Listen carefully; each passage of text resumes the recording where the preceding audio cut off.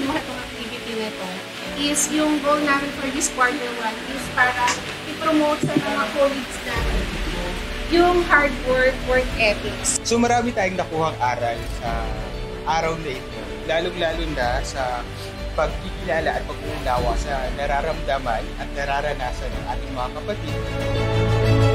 Araw-araw hindi naman natin nakikita, parang ito yung parang pamulat sa atin. Nakita natin na mayroon palang kakayahan din ng bawat isa para tumulong at saka masolusyonan yung problema.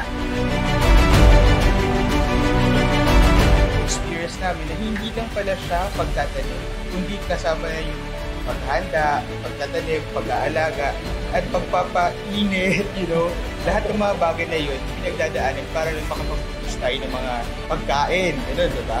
And ang importante sa lahat ay yung contribution din ng grupo natin dito community, kung saan nakapagbigay kami ng aral sa kanila, kahit as basic as financial literacy.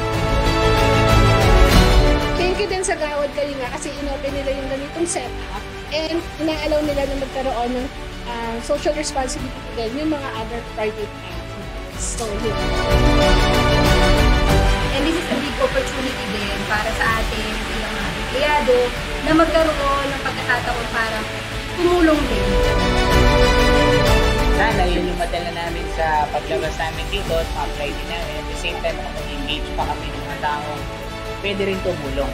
So siguro yun yung maganda experience na nakuha at nabuhay namin na